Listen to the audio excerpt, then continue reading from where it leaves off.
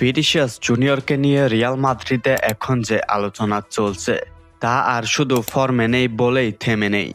এখন বিষয়টা নিয়ে তৈরি হয়েছে বড় ধরনের উদ্বেগ।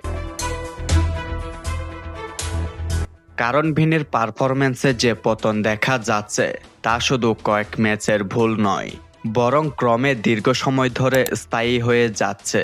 একসময় যিনি বড় ম্যাচের ত্রাণকর্তা ছিলেন, যিনি একাই ম্যাচের মোড় ঘুরিয়ে দেওয়ার দক্ষতা রাখতেন, তাকে এখন মাঠে দেখে মনে হচ্ছে এক ধরনের অদৃশ্য চাপ তাকে গ্রাস করে ফেলেছে। ম্যানচেস্টার সিটির বিপক্ষে সর্বশেষ ম্যাচটি যেন তার সাম্প্রতিক পরিস্থিতির এক স্পষ্ট প্রতিচ্ছবি।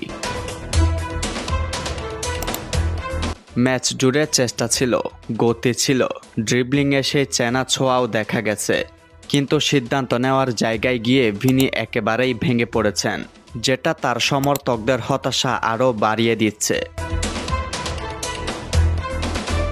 গোল করার মতো একাধিক সুযোগ পেয়েও তিনি খুঁজে পাচ্ছেন না কাঙ্ক্ষিত ফিনিশিং। সবচেয়ে বেশি নজর কেড়েছে তার টানা 3টি গোলকিপারের সাথে 1 ভার্সেস 1 হয়ে যাওয়ার পরেও মিস করা গোল।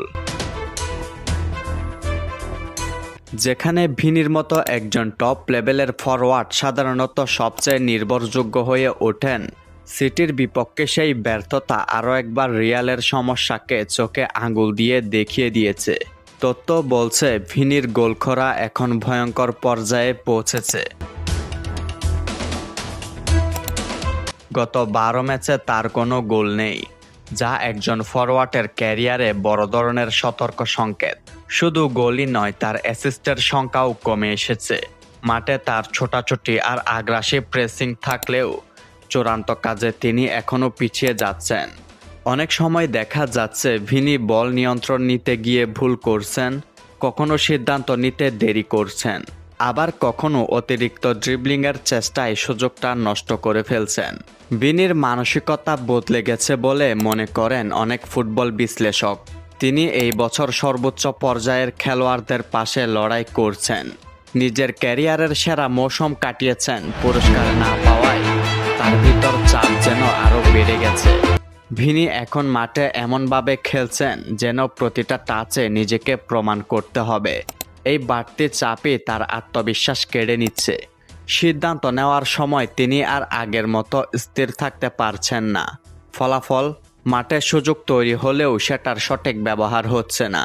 রিয়াল মাদ্রিদের ভক্তরাও এখন দুই ভাগে বিভক্ত। কেউ বলছে ভিনিকে সময় দেওয়া উচিত, কারণ তিনি প্রকৃতভাবেই একজন প্রতিভাবান ফুটবলার, যিনি যে কোনো সময় নিজের ছন্দে ফিরে আসতে পারেন। অন্যদিকে অনেকেই মনে করছেন এমবাপ্পের আগমনের পর ভিনি নিজের জায়গা নিয়ে চাপ অনুভব করছেন। দলে প্রতিযোগিতা বেড়ে গেছে আর ভিনির জায়গা আগের মতো অটল নেই। এটাও তার মানসিকতার উপর প্রভাব ফেলেছে।